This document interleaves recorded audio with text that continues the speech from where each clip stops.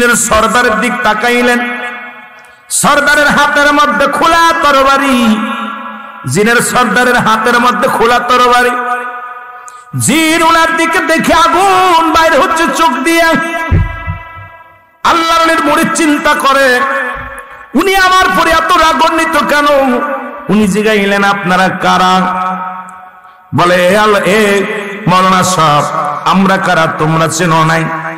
আমরা হলাম জিন, আর আমাদের জিনের সর্দার যিনি তোমার সামনে এরা সিংহাসনে বসে আছেন, উনি হলো আমাদের জিনের সর্দার।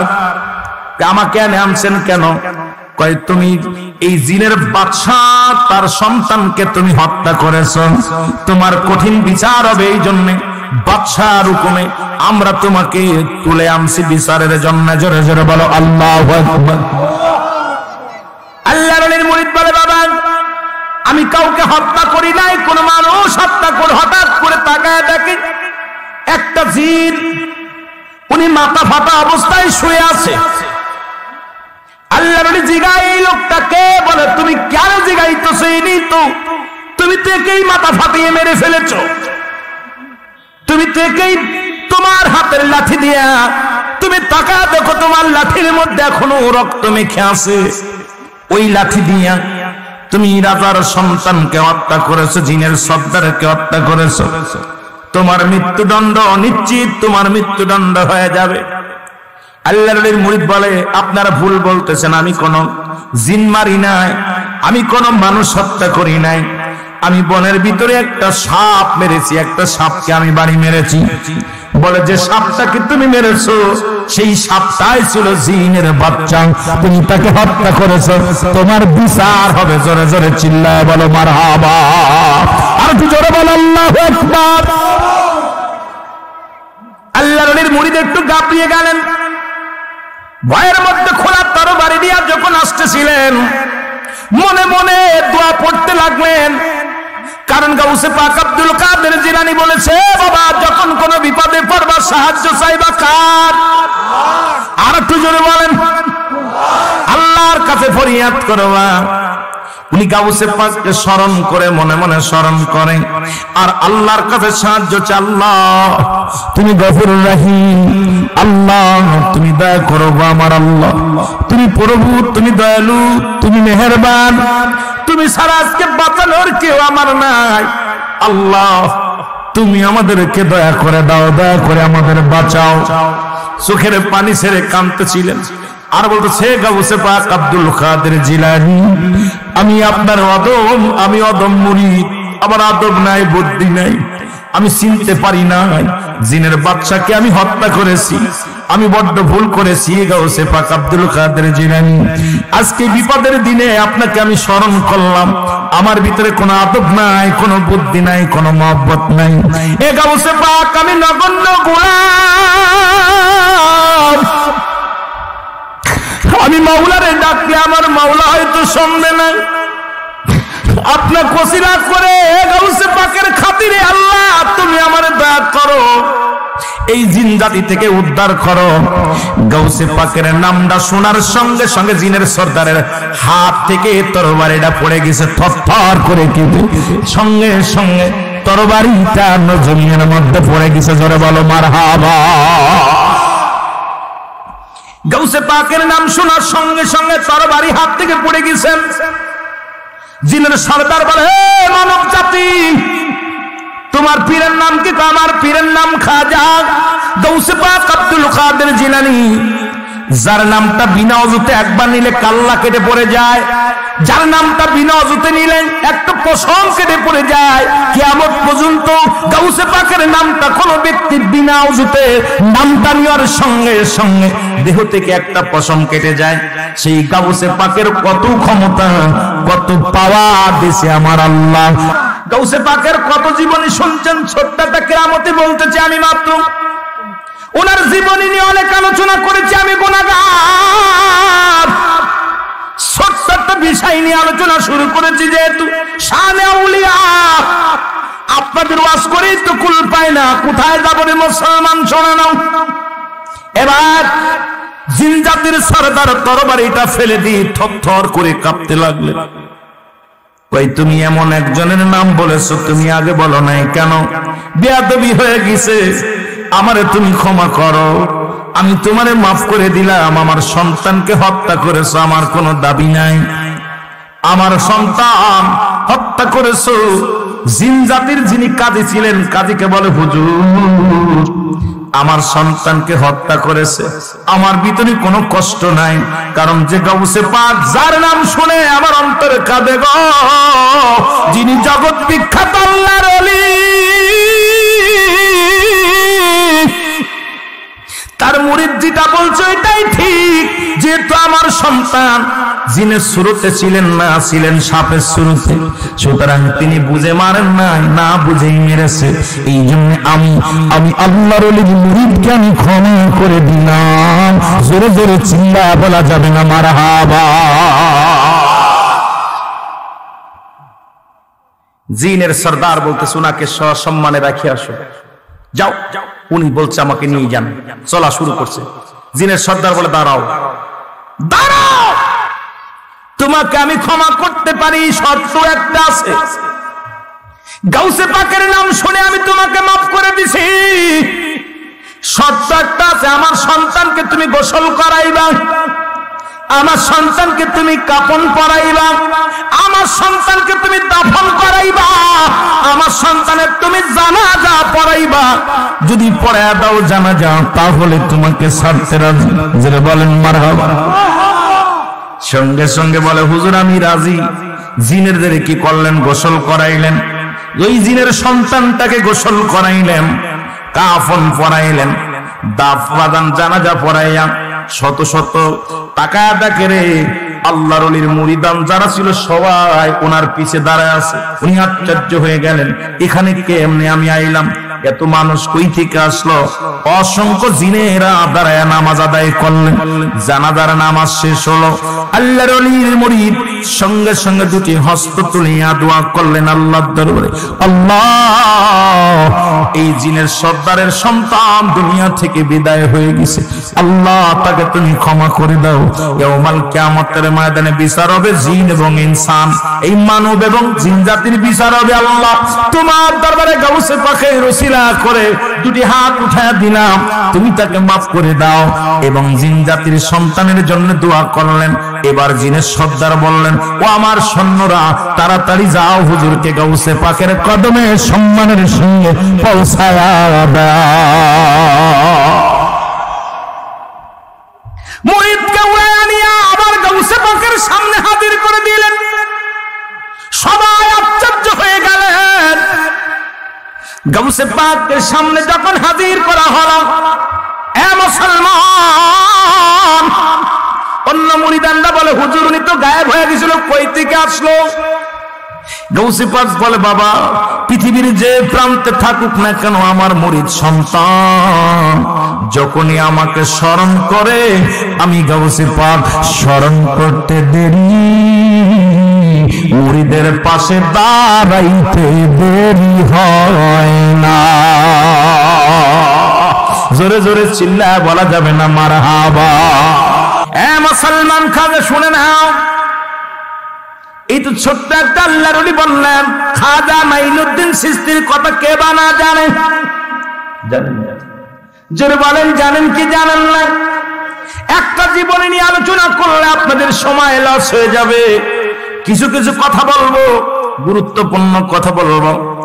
খাজা মাইনুদ্দিন চিশতির উস্তাদ হলো খাজা উসমান হারুনি। জোরে বলেন মারহাবা। ওনার পীরের নাম কি? খাজা উসমান হারুনি, জগৎ বিখ্যাত একজন আল্লাহর ওলি। এ মুসলমান শুনে নাও, দিলের কান্দা লাগে শুনে নাও। আর খাজা মাইনুদ্দিনের উস্তাদ হলো মুসলমান, শুনে নাও, জগৎ বিখ্যাত একজন আল্লাহর মাহবুব বান্দা ছিলেন। ও মুসলমান, ও আমার ভাইরা, আমার বন্ধুরা, আমার একবার পিতৃরাজ খাজা মাইনুদ্দিন ইবাদতের মধ্যে আছে, ইবাদত বন্দেগীর মধ্যে, সিজদার মধ্যে পড়ে আমার আল্লাহরে ডাকে, আল্লাহ আমি গাউসে, আমি খাজা মাইনুদ্দিন চিশতি তোমার দরবারে প্রার্থনা করি, আল্লাহ তুমি আমারে দয়া করো, আমার মুরিদ সন্তানদের দয়া করো। খাজা মাইনুদ্দিন দোয়া করলেন। পিতৃরাজ বিশাল একটা পাথর চালান দিলেন, পাথরটা কয়েক টন ওজন। পাথর আকাশ দৌড়ে যায়, পাথরের দায়িত্ব হলো পাথর তো নিশ্চয় আপনাদের সিলেট অঞ্চলে অনেক পাথর আছে, কয়েক টন আলা পাথর। যদি কেউ যান বাজান, কোথায় যান, ইন্ডিয়া যান, সেরেন্দি শরীফে যান, খাজা মাইনুদ্দিন চিশতির দরবারে যান, ওই পাথরখানা দেখে আসবেন। এ মুসলমান, একজন হলো আল্লাহর ওলি, যিনি মাকাম ইব্রাহিম আলাইহিস সালামের পায়ের ছোঁয়ায় পাথর ধন্য হয়েছিল। কাবা শরীফের পাশে, কাবা শরীফের গেটে মাকাম ইব্রাহিম যে পাথরের উপরে দাঁড়ায় দাঁড়ায় কাজ করেছিলেন, যে পাথরের উপরে ইব্রাহিম আলাইহিস সালামের পদ মুবারক লেগেছেন, এই পাথরখানা ঝুলন্ত অবস্থায় আছে। আর একটা পাথর আল্লাহর ওলি খাজা মাইনুদ্দিন চিশতি রাহমাতুল্লাহ আলাইহি, ওনার ওই দরবারে ঝুলন্ত অবস্থায় আছে কয়েক টন ওজন পাথর। এই পাথর চালান দিলেন পিতৃরাজ চালান দিলেন, মেরে ফেলায় দেওয়ার জন্য জাদু করলেন। আল্লাহর ওলি সিজদার মধ্যে আছে, পাথরখানা আসলেন, পাথরখানা মাথার উপর দিয়ে শুধু ঘুরছে আর ঘুরছে। খাজা মাইনুদ্দিন চিশতি ইবাদতের মধ্যে আছে, পাথরখানা মাথার উপর দিয়ে ভন ভন ভন ভন করে আওয়াজ হয়। খাজা মাইনুদ্দিন তাকায় দেখে বিশাল বড় একটা পাথর, যে পাথরখানা এই আপনাদের তাবুর চাইতেও বড়, কয়েক টন ওজন। বাবারা শোনো, যারা গিয়েছেন দেখেছেন, আমি আপনাদের বাস্তব কথা বলে যাই, আল্লাহর ওলিদের পাওয়ার কেমন। খাজা মাইনুদ্দিন উপর দিকে তাকায় বলেন, পাথর দাঁড়াও। সঙ্গে সঙ্গে দাঁড়ায় গেছে পাথর, জোরে বলেন মারহাবা। পাথরটা দাঁড়ায় গেছে, পাথর আর নড়াচড়া করে না। খাজা মাইনুদ্দিন হাত দিলেন পাথরের দিকে, এইভাবে হাত দিলেন। খাজা মাইনুদ্দিনের হাতটা আমার আল্লাহ বলে, পাথরে আমি তোকে হুকুম করি যে তুই হাত তুলে আমার আল্লাহ দরবারে ফরিয়াদ করে। খাজা মাইনুদ্দিন চিশতি ওই পাথরের মধ্যে যখন হাত লাগাবে ব্যথা পাবে, হাতটা এমন নরম হয়ে যাও, তুলোর মতো নরম হয়ে যাওয়ার সঙ্গে সঙ্গে পাথরখানা তুলার মতো নরম হয়ে গেছে। খাজা মাইনুদ্দিনের 5টা আঙ্গুলের ছাপ ওই পাথরের মধ্যে এখনো পর্যন্ত আছে। আসতে দেবে না জোরে দেবে?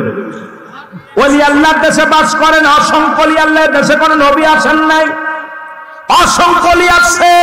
তাদের ইজ্জত করলে আল্লাহ খুশি হয়, রাসূল খুশি হয়। ও মুসলমান শুনে নাও, মাইনুদ্দিনের ঘোড়া দিল মোমের মতো নরম হইয়া, আঙ্গুলের 5টা ছাপ লেগে গেল। আমি একটু দেখি, ঘোড়ার পায়ের ছাপ লাগে না, ঘোড়া হাঁটু মোবারক লাগাইছে, কারণ যে পাথরের মধ্যে খাজা মাইনুদ্দিন হাত লাগাইছে। ওলি আল্লাহ গান যে পাতিলের মধ্যে চা খাই, এটা সাধারণ কাপ থাকে না, কাপ মুবারক, পানির পেয়ালা, পানি পান করে, এটা পানির পেয়ালা মুবারক, খাট মুবারক, চেয়ার মুবারক, জায়নামাজ মুবারক, যত যা ব্যবহার করে আল্লাহর ওলিরা এটা পবিত্র হয়ে যায়। মুসলমান, এখন মুসলমান শুনে নাও, শুনে নাও, খাজা মাইনুদ্দিন চিশতি রাহমাতুল্লাহ আলাইহি। আবার খাজা বললে অনেকে কষ্ট পায়, খাজা বললে অনেকেই খাজা মাইনুদ্দিন বোঝায়, আবার অনেকের পীরের নামে খাজা বললে কষ্ট পায়। খাজা হলো ফার্সি ভাষা, খাজা শব্দের অর্থ সম্মান, বাবা শব্দের অর্থ বান্দার বা দয়া। খাজা বাবা একজন সম্মানিত ব্যক্তি, যাদের আল্লাহর ওলি, আল্লাহর নবীর বাবার নাম ছিল খাজা আব্দুল্লাহ, নবীর দাদার নাম ছিল খাজা আব্দুল মুত্তালিব। জোরে বলো মারহাবা। আর একটু জোরে বলেন আল্লাহু আকবার। বাবা আদম আলাইহিস সালামের নাম ছিল খাজা, বাবা আদম আলাইহিস সালাম। খাজা শব্দের অর্থই হলো সম্মান। আমাদের শরীয়তের মৌলবীরা খাজা শব্দ শুনলেই মাথা গরম হয়ে যায়, তাই খাজা বললেই বুঝি ওলি আল্লাহদের বোঝায়। খাজা শব্দের অর্থই হলো সম্মান। জোরে জোরে চিল্লায় বলা যাবে না মারহাবা। আমার ভাইরা, আমার বন্ধুরা, আমার আমি যে কথা বলতেছিলাম দিলের কান্ডা লাগা শোনো। মাইনুদ্দিনের ঘোড়াখানা ফাটু লাগা দিলেন, সঙ্গে সঙ্গে হাঁটুখানাও গেড়ে গেলেন পাথরের মধ্যে। এত শক্ত পাথরের মধ্যে হাঁটু লাগানোর সঙ্গে সঙ্গে হাঁটুর দাগ হয়ে গেলেন। ওই পাথরে কোনো খুঁটি নাই, ওই পাথরে কোনো রশি নাই। আজও পর্যন্ত সিলেন্ডার শরীফে যান, খাজা মাইনুদ্দিন এলাকায় যান, দেখবেন ওই পাথরখানা কয়েক টন ওজন পাথর এখনো পর্যন্ত ঝুলন্ত অবস্থায় আছে, কোনো রশি নাই, কোনো খুঁটি নাই, এইভাবে ঝুলন্ত অবস্থা আছে। এটা আল্লাহর ওলির হাতের ইশারায়। জোরে জোরে চিল্লায় বলা যাবে না মারহাবা? আর একটু জোরে বলা যাবে না আল্লাহু আকবার? মুসলমান শোনো, একবার খাজা হারুন, মুসলমান উসমান হারুনি হুকুম দিলেন, খাজা মাইনুদ্দিন বাবা আমার জন্য একটু আগুন নিয়ে আসো, আগুন নিয়ে আসো। প্রহরীরা আগুন দেয়, হিন্দু ভদ্রলোক, হিন্দু যারা আছে আগুন পূজারি করে। পূজারির কাছে গেলেন খাজা মাইনুদ্দিন চিশতি, বলে আমার পীর সাহেব হুজুর একটু আগুন চেয়েছে দাও। পাগলা আগুন নিবি কিসে?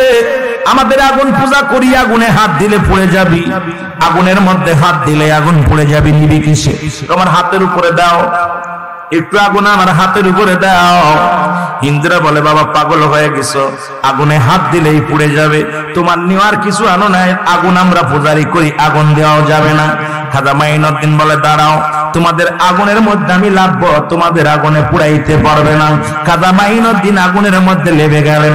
হিন্দুরা সবাই বলে মনে করছে পুড়ে শেষ, আল্লাহর ওলি পুড়ে শেষ হয়ে গেছে। কিছুক্ষণ, আধা ঘন্টা, 10 মিনিট, 15 মিনিট পরে আগুনের কুণ্ড থেকে সশরীরে বাইর হয়ে আসলেন। একটা পশম পর্যন্ত খাজা মাইনুদ্দিনের একটা পশম পড়ে নাই। জোরে জোরে বলো মারহাবা। এ মুসলমান গভীর মনোযোগ,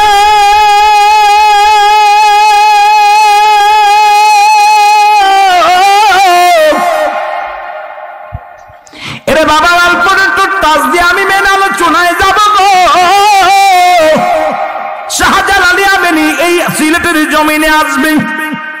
মারহাবা। শাহজালাল ইয়ামানির গোড়া গোড়ান মদিনা, ওখান থেকে ভারত হইয়া কাশ্মীরি হইয়া বাংলার জমিনে আগমন করবেন। এই খবর চলে আসলেন গুরু গোবিন্দর কাছে। এর সিলেটের মানুষ গরু জব করে খাও, লজ্জা করা উচিত। ওলি আল্লাহর বিরুদ্ধে যারা কথা বলো, কুরবানি করা তোমাদের জন্য জায়েজ নাই, তোমাদের জন্য গরুর গোশত খাওয়া জায়েজ নাই। এই সিলেট অঞ্চল ছিল হিন্দু রাজ্য, সিলেটের জমিন ছিল হিন্দু রাজ্য। এই হিন্দুদের অত্যাচার এত পরিমাণ চলতে মুসলমান, গুরু গোবিন্দর রাজত্ব ছিল সিলেটের অঞ্চল। সেই অঞ্চলে আযান শোনাইছে শাহজালাল ইয়ামানি, সেই জমিনে গরু জবাই করেছে শাহজালাল ইয়ামানি, সেই জমিনের মধ্যে আযানের ধ্বনি দিয়েছে শাহজালাল ইয়ামানি, এই জমিনের মধ্যে জামাত চালু করছে শাহজালাল ইয়ামানি, এই জমিনের মধ্যে আল্লাহর বিধান মানছে শাহজালাল ইয়ামানি গো। আজকে তারা যারা অস্বীকার করে এরা মানব নয়, এরা দানব। জোরে বলেন ঠিক কিনা? এ মুসলমান গভীর মনোযোগ, শাহজালাল ইয়ামানি 360 জন আউলিয়া নিয়ে চলে আসলেন। গুরু গোবিন্দ খবর পাইলেন, বলে রাজপথ বন্ধ করে দাও, নৌপথ বন্ধ করে দাও, বিমান পথ বন্ধ করে দাও। সিলেটের জমিনে যেন কোন দাড়িওয়ালা টুপিওয়ালারা ঢুকতে পারে না। আজকে সিলেটের মানুষ ধন্য। ও বাজানরা, কারো সিলাই মিষ্টি খাও মোল্লা চিনলা না। ইমাম সাহেব যতক্ষণ পর্যন্ত দোয়া বক্সে না, মিষ্টির টুকলা ওইভাবেই থাকে, কারোর কপালে হয় না। তদ্রুপ আজকে শাহজালাল আইছিল, আল্লাহ দয়া করে মায়া করেন, ওই শাহজালালের সফর সঙ্গীরা সিলেটের জমিনে আইলো বলে এই জন্য সিলেটবাসী ধন্য হলো। সিলেটের এই পাহাড়ের দায়িত্ব আল্লাহ দিছে, কারণ হযরত ইলিয়াস আলাইহিস সালাম, জোরে বলেন মারহাবা। পাহাড়ের দায়িত্ব আছে একজন নবী, তার নাম কি? কথা কয় না কেন? হযরত ইলিয়াস আলাইহিস সালাম। নাম কি? এ পাহাড়ি মানুষ, আগে নামটা শোনো। নাম জানা লাগবে, সুন্নি বলে দাবি করলে হবে না, অনেক কিছুই জানার দরকার, বুঝার দরকার। আজকে শুধু অহংকার অহমিকা, ওয়াজের ময়দান নাই। ওয়াজের ময়দানে আসলে এর বিরুদ্ধে, ওর বিরুদ্ধে ইচ্ছা মতো আলোচনা দিয়ে তুইছে শানে রাসূল, কয় শানে আউলিয়ার ওয়াজ দিয়ে তুইছে শানে আউলিয়া দিয়ে আলোচনা করে মা বাবা। এই জন্য আমি আপনাদেরকে বলি যে কিন্তু কর্তৃপক্ষ আলোচনা যেদিকে নিতে বলেছে সেদিকেই যেতে হবে রে মুসলমান। যেহেতু আল্লাহর ওলির বাংলাদেশ, এই দেশের সম্মান করি, ওলিদের সম্মান করি, যাদের কথা আমার রাসূল বলে মেরকাত সরে মেরকাতের 10ম খণ্ড 722 নম্বর পৃষ্ঠা, তাফসীরুল বায়ান 5ম খণ্ড 524 নম্বর পৃষ্ঠা, রাসূল বলে আলা সাবধান ইন্না নিশ্চয় আলা ইন্না উলিল্লাহি আল্লাহর তরফ থেকে যারা ওলি হয়েছে লা ইয়ামুত তাদের মৃত্যু নেই। জোরে জোরে চিল্লা বলা যাবে না আল্লাহু আকবার। আর একটু জোরে মারহাবা বলা যাবে। এ দুনিয়ার মুসলমান,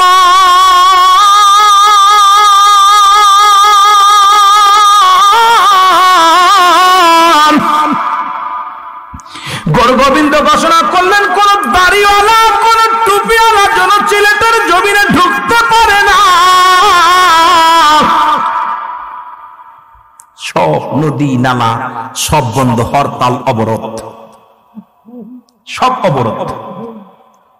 অবরোধ করে দিলেন। শাহজালাল ইয়ামিনী আস্তে আস্তে করে চলে আসলেন সুরমা নদীর কিনারায়। জোরে বলেন মারহাবা। ওই সুরমা নদীর কিনার দিয়েছিল খাসের বঙ্গল, কাশি যেটা সাদা সাদা ফুল হয়, প্রচন্ড ফুল, শোনে উলুর ফুল, বিশাল জঙ্গল ছিলেন। জঙ্গলের ভিতর দিয়ে আসলেন শাহজালাল ইয়ামিনী।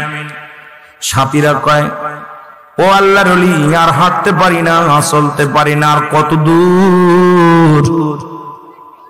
সাথীদের জবাব দেয় সাথীরার ধৈর্য ধর, এই বুঝাইয়া গেছি আমার গন্তব্যস্থানে আমার আল্লাহ যেখানে আমার স্বপ্নে দেখাইছে, যেখান থেকে আজান দিব সিলেটের ওই জমিনের মধ্যে, এখান থেকে সারা সিলেট বাসী নয় গোটা বাংলাদেশের সমস্ত জায়গায় ইসলামের দাওয়াত প্রচার করবে এখান থেকে। জোরে বলেন মারহাবা। 2 দিন সাথীরা খায় না, 2 দিন সাথীরা খায় না ক্ষুধার্ত অবস্থায়। শাহজালাল শাহপরান বাগনের সাথে বাগনা কয় মামা খিদার যন্ত্রণা পড়ছ, আমি ছোট মানুষ, ক্ষুধা লাগছে। বাগনে ধৈর্য ধর, খাবার ব্যবস্থা হবে। শাহজালালের উজির যিনি ছিলেন ওনার সহকারী খাদেম ডাকতে বললেন, এ খাদেম সাহেব, আপনার কাছে একটা রুটি দিয়েছিলাম, মারহাবা বলেন না, কয়খানা রুটি? 1খানা রুটি দিয়েছিলাম। বলে জি হুজুর, এই রুটিখানা দিয়েছিলেন যখন আমি কাশ্মীরের মধ্যে ছিলাম, ওই ভারতে যখন আসতেছিলাম তখন এই রুটিখানা 3খানা রুটি ছিলেন, 2 খেয়েন, আপনি 1 কান খেয়েছেন, আমি 1 কান খেয়েছি, আর 3টা রুটির 1টা রুটি অবশিষ্ট আছে, সেটা আমার এই চামড়ার ব্যাগের মধ্যে আছে। জোরে বলেন মারহাবা। কিসের ব্যাগের? চামড়ার ব্যাগের মধ্যে। মুরব্বীরা শোনো, কোন জমিনে বাস করো, ইতিহাস পড়ো, আল্লাহর ওলিদের জীবনী পড়ো, কাজে লাগবে। মারহাবা বলো না। এবং খাজুরের হালুয়া, জবের হালুয়া, এই সামান্য একটু ছিল রেখে দিছি, বা মিষ্টি জাতীয় খাবার। হুজুর বললেন তোমরা উলুগুলো কাটো, উলুবন কাটো, যেমন আজকে আপনারা খড় বিছিয়ে বসেছেন। আল্লাহর ওলি বললেন তোমরা একটু করে উলু কেটে বসো, সবাই তোমরা বসে ওযু করো। এই সুরমা নদী থেকে পানি নাও, পানি নিয়ে ওযু করো, ওযু করে 2 রাকাত করে নামাজ সবাই আদায় করো। আজকে আমি তোমাদেরকে খানা খাওয়াইবো। সবাই আশ্চর্য হয়ে গেলেন, হুজুর চুলাও তো নাই, সাথে চুলা নাই, খাবার তো কোনো ব্যবস্থা নাই, চাউল নাই, ডাউল নাই, জব নাই, গম নাই, হুজুর খাবে কি করে? মারহাবা বলেন। আল্লাহর ওলি বললেন বাবা তোমরা ধৈর্য ধরো, তোমাদেরকে খাওয়াইবো। সবাই নামাজ পড়ে নিলেন, 2 রাকাত করে নামাজ পড়ে নিলেন। মারহাবা বলো। আল্লাহর ওলিরা নামাজের গুরুত্ব দিছে। আমরা অনেক পীরের মুরিদ আছি, নামাজ পড়ি না। আমি মনে করি বাবারে যারা নামাজ পড়েন না পীর মুরিদি করে লাভ নাই, কারণ নামাজ একমাত্র কাফেররা নামাজ ছাড়ে, মুসলমান নামাজ ধরে। তুমি কেমন মুসলমান? নামাজের গুরুত্ব নাই। নামাজের গুরুত্ব যাদের নাই তাদের পীর মুরিদি করে লাভ নাই। দুনিয়ার কোন ইবাদত নয় ও মুসলমান, সালাত নামাজ যাদের নাই তার আবার কিসের বন্দেগী আর কিসের জিন্দেগি?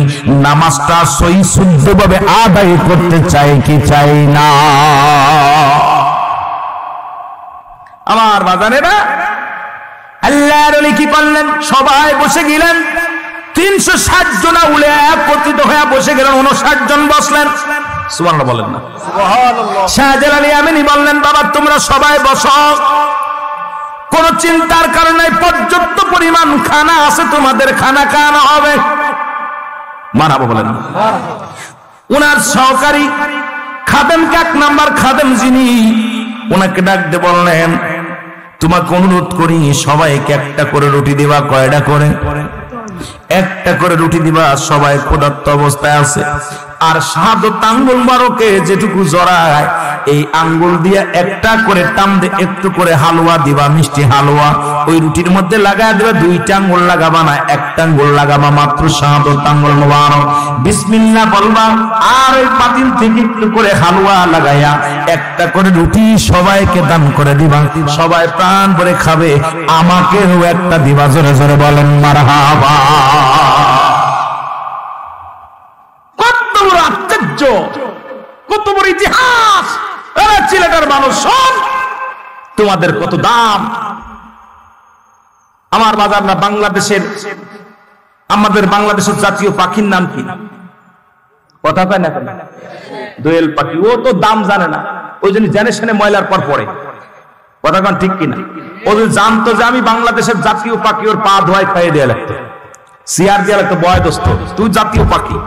তা সিলেটবাসীর কত দাম, সিলেটবাসীদের কত মর্যাদা, সিলেট বিভাগের মানুষের কত মূল্য যদি জানতো আপনাদের কত দাম, কত ইজ্জত, তাহলে নোংরা পথে কেউ পা বাড়াইতেন না। জোরে বলেন ঠিক কিনা? আরো জোরে বলেন ঠিক কিনা? কত দাম যে আপনাদের আছে। আসলে তো নিজেদের দোয়েল পাখির মতো হয়ে গেছেন। ও যেরকম নিজের দাম বোঝে না, সিলেটের মানুষও নিজের দামটা বোঝে না। ঠিক কিনা? ঠিক কিনা? কষ্ট পাচ্ছেন? কষ্ট পাইলে, দুঃখ হইলে মাফ করে। আমার ভাষা বুঝতে কষ্ট পায়। আমার মাগুরার ভাষা তো আপনাদের চট্টগ্রাম সিলেটের ভাষা, এই ভাষার লগে আমার ভাষা মিল হইতো না। আপনারা যখন কথা বলেন আঞ্চলিক ভাষায়, আমি খালি শুনি কান দিয়া। কি তা কয়? যেটা বুঝি কই ইয়েস, না বুঝলি কই নো, যদি ভালো বুঝি কই ভেরি গুড। যেহেতু আমি বুঝি না, এখন কিতা কইতাম, ওই মাঝে মাঝে হুজুর কই আছেন? আমি কই হ্যাঁ আছি। কই আছেন? বুঝি না কত কই কি কেমনে জানেন কই আছে গো, কিতা কইতাছে, উনুকা বা কিতা কইতাছি, মানে কিতার মধ্যে কিতা কয় এটাই বুঝি না। কথা বুঝেননি? আল্লাহ আল্লাহ আল্লাহু আকবার বলেন। শাহজালাল ইয়ামানি হুকুম দিলেন, উনি একটা রুটি দিয়া বন্ধ করে দিলেন।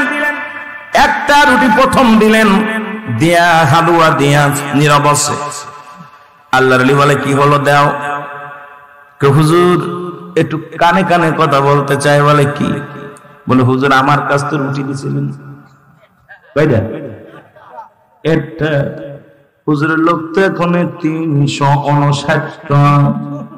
এত মানুষকে আমি কেমনে দিব? আমার লজ্জা দিলেন।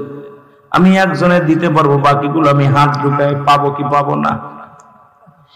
এর মধ্যে কি চামড়ার দাগের মধ্যে আমি হাত দেয়া যদি না পাই, লজ্জিত হব। সবাইকে আপনি বলেছেন খাওয়ানোর দাওয়াত দিলেন, সবাইরে খাওয়াবেন, কিন্তু আমার বড্ড ভয় করে। শাহজালাল ইয়ামানি ওই চামড়ার ব্যাগটা নিয়ে বললেন, বাবা এই নাও, এখান থেকে বাইর করবার দাও, এখান থেকে বাইর করবার দাও। হাঁটা যা, হাঁটা যা, কত লাগবে খালি বাইর হবে। জোরে জোরে চিল্লায় বলা যাবে না মারহাবা। 359 জনকে রুটি এক একটা, প্রতিদিন 4টা-5টা রুটি খেয়ে পেট ভরে নেয়। একটা করে রুটিকে সবাই উদার ভরে খেয়েছে। খেয়ে সবাইকে হুজুর বললেন, তোমরা সুরমা নদীর পানিটা হাত দেখাবে, এভাবে 2 হাত পেতে সবাই নদীতে নামলেন, নাইমা 2 হাত দিয়ে এইরকম ঢেউ দিয়া পানিটা উঠায় খাইলেন। এখনো সুরমা নদীর পানি টল টল করে, জোরে বলেন মারহাবা। পানির ভিতরে কোনো ময়লা নেই, যখন যাবেন দেখবেন ওই পানির রঙই আলাদা। সুরমা নদীর পানির রং দেখলে নিজের চেহারা দেখা যায়, ঠিক কিনা? কথা কয় না কেন? গভীর, এত গভীরতা, নষ্ট হয়ে গেছে নদী। আমি মাঝে মাঝে আসলেই এলাকায় ঢুকি, আগে নদীর কাছে আমি একটু পানি পান করি, কারণ শাহজালাল ইয়ামানি পান করেছে ওই পানি। এরকম ধই না, সবাই বলছে তোমরা ঢেউ দিয়া পানিটা তোমরা উঠায় খাও। সবাই একটা মুটকি করে পানি খেয়েছে আর একটা করে রুটি খেয়েছে, জোরে বলেন মারহাবা। শাহজালাল বলে আমাকে একটা দাও, উনাকে একটা দেওয়া হলো। রুটিটা উনি হাতের মধ্যে নিলেন, এ মুসলমান শোনা নাও। নিয়ে উনিও খাইলেন, খেয়ে বললেন খাদেম সাহেব দেখেন বাকি কতটা আছে। উনি ব্যাগের মধ্যে হাত দিয়ে বলে আল্লাহর কসম করে বলতেছি হুজুর, যে রুটিটা আমাকে দিয়েছিলেন সেই রুটিটা এখনো অবশিষ্ট আছে। জোরে জোরে চিল্লায়া বলা যাবে না মারহাবা। এই শাহজালালের বাংলাদেশ, শাহপরানের বাংলাদেশ, হায় হায় শাহজালালের বাংলা, শাহপরানের বাংলাদেশ, খানজানানির বাংলাদেশ, অগতিতুনির বাংলাদেশ, বাংলাদেশ বাংলাদেশ। বল কবুল করুন আল্লাহ, অবরহম করুন আল্লাহ। অব তাদের পথে, তাদের মতে, তাদের পথে, তাদের মতে কবুল করুন আল্লাহ, কবুল করুন আল্লাহ। জোরে বলো মারহাবা। এর শাহজালাল ইয়ামানি বয়ে থাকলো সন্ধ্যা লেগে আড্ডা গো।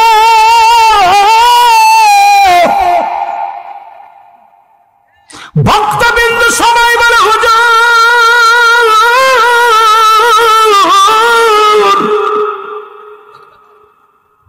পশ্চিম আকাশে সূর্য নেমে গেছে, কখন যেন সন্ধ্যা নেমে আসবে।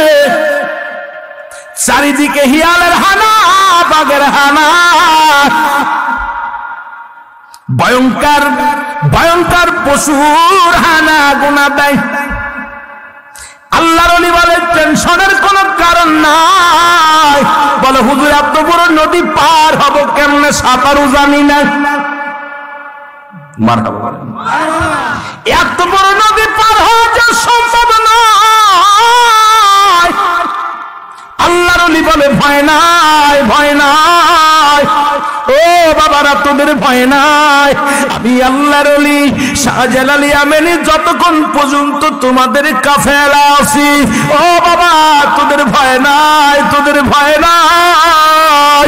জোরে বলো মারহাবা। লা খাউফুন আলাইহিম, তাদের কোনো ভয় নাই। লা কখনো খাউফুন শব্দের অর্থ ভয়। আল্লাহ কয় আল্লাহর ওলিদের কোনো ভয় নাই। আলাইহিম ওয়ালা হুম ইয়াহজানুন, আল্লাহ কয় তাদের কোনো টেনশন নাই, কোনো চিন্তা নাই।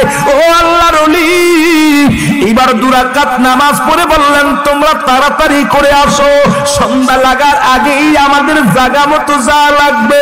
শাহজালাল ইয়ামানি তোর ঘরের এই মুসলমান যাই নামাজ খানা, যাই নামাজ খানা উনি পরে এইরকম দিয়া ডাকতে বলে আবার আল্লাহ তুমিও আমার, আমিও তোমার। এই জমিনের মধ্যে আমারে পাঠাইলা, এই জমিনের মধ্যে পাঠাইলা ইসলামের দাওয়াত দেওয়ার জন্য। আমি আমার ভক্তবিন্দুদেরকে, সফরকারী সঙ্গীদেরকে নিয়ে অনেক কষ্টের মধ্যে আছি। আল্লাহ তুমি একটা ব্যবস্থা করে দাও। আমার আল্লাহ আমার মাধ্যমে ডাকতে বলে বন্ধু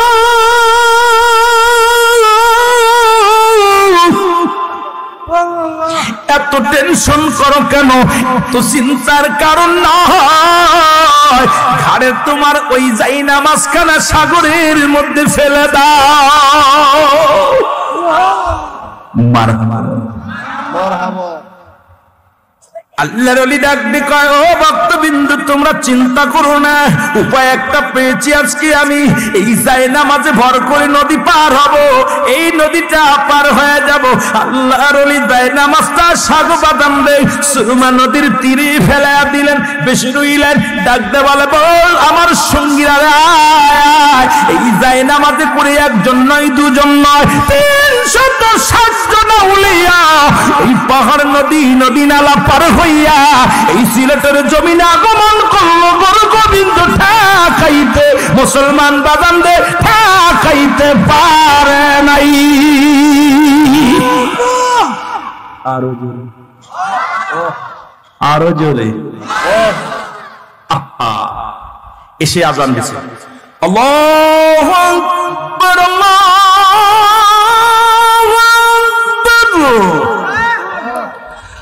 আকবার,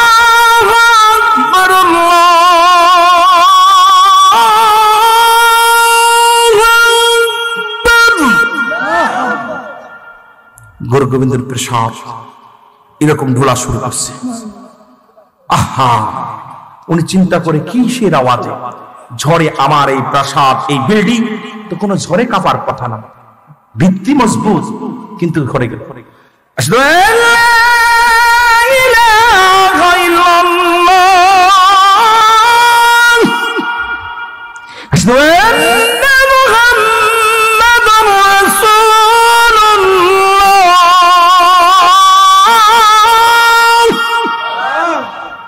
আরো জোরে বলেন না।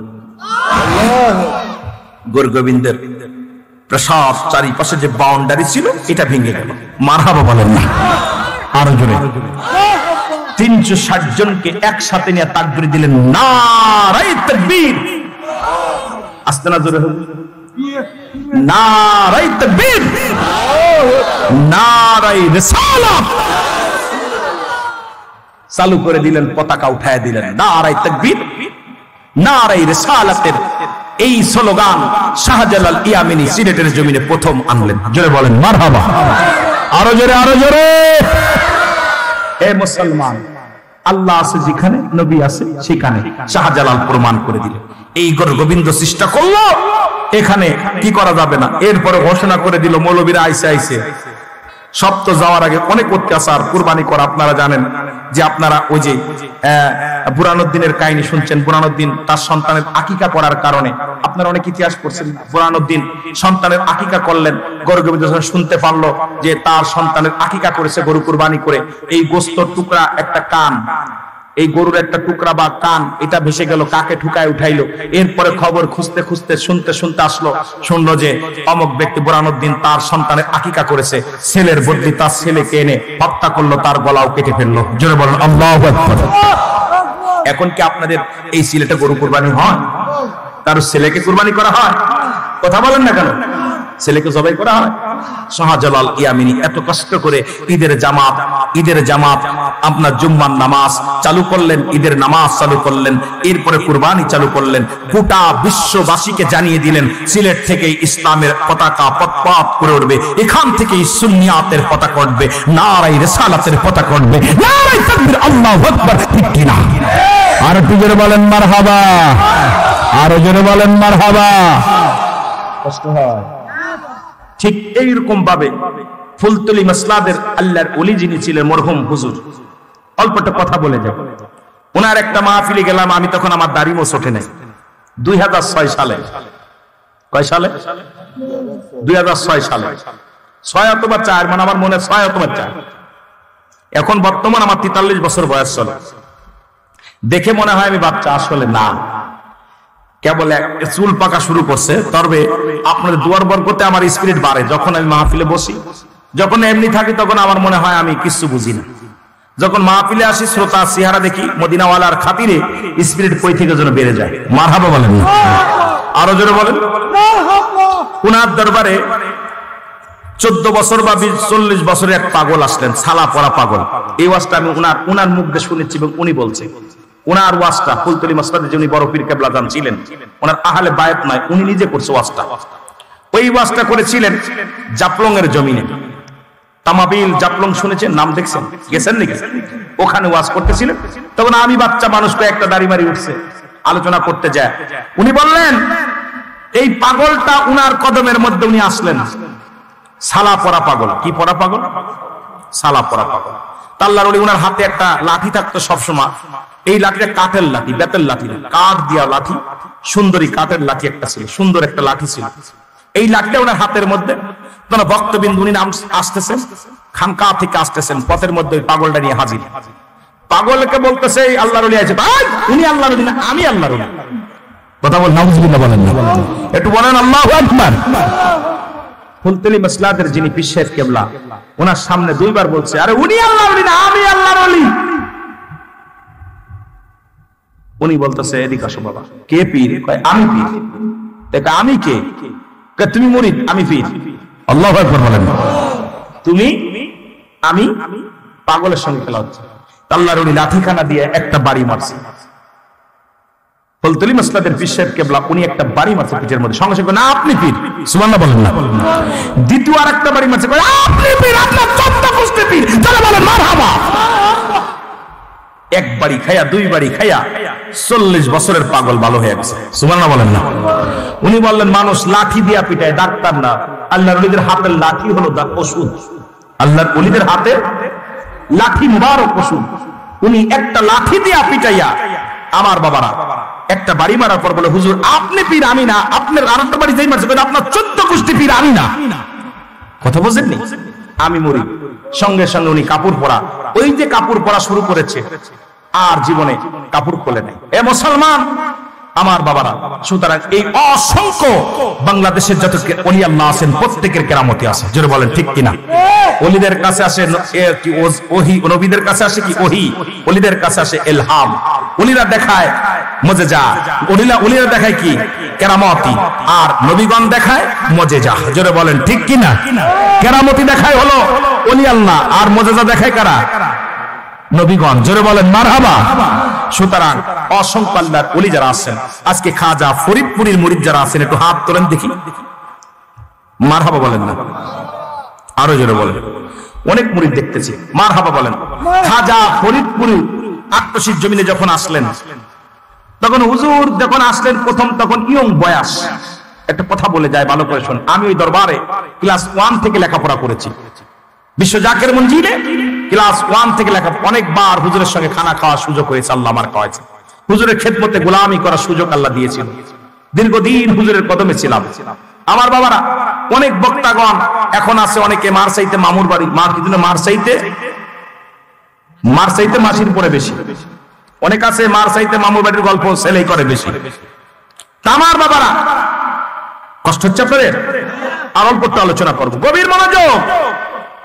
খাজা ফরিদপুরী উনি এনায়েতপুর থেকে শম্ভুগঞ্জ হইয়া, এনায়েতপুর হইয়া, আপনার পাবনা শেরপুর হইয়া, কুষ্টিয়া হয়ে আট্টশির জমিনে আসলেন, জোরে বলেন মারহাবা বলেন। আর একটু জোরে কি ভাবা, উঠাউঠি করেন কেন? এতবেলা আপনাদের পীরের কথা কইলাম, সব শুনলেন, হঠাৎ করে কিছু আমি কথা বলেন, বোঝেন আর শুনে নেন, কি অবস্থা? আপনার আট্টশি গেছেন, ডান পাশে বাম পাশে বাবুদের বাড়ি দেখছেন না? কথা বলেন, বাবুদের বাড়ি দেখছেন না? ওই বাবুর মায়ের ছিল পেটে ব্যথা। কি ছিল? পেটে ব্যথা ছিল। পৃথিবীর কোন ডাক্তার কবিরাজ ওনার পেটে ব্যথা সারতে পারে না। কেবলা জান হুজুর আসলেন, তখন বাবুর মা স্বপ্নে দেখছে, মা পৃথিবীর কোন ডাক্তার কবিরাজ লাগবে না, তোমার এই জমিনের মধ্যে একজন আশেক আসছে, আশেকে রাসূল আসছে, একজন আল্লাহর ওলি আসছে, ওনার হাত থেকে যদি একটু পানি খাইতে পারো, চিরদিনের তোমার পেটের ব্যথা ভালো হয়ে যাবে, জোরে বলেন মারহাবা। সকালবেলা উঠে বাবুর মা বাবুকে ডাকতে বলো, বাবু আমাদের জমির খাতের জমির পাশে একজন দাড়িওয়ালা টুপিওয়ালা আসছে, বাবা খবর নাও। ওই লোকটার নাম হলো হাসমতুল্লাহ ফরিদপুরী, জোরে বলো মারহাবা। আর একটু জোরে বলেন।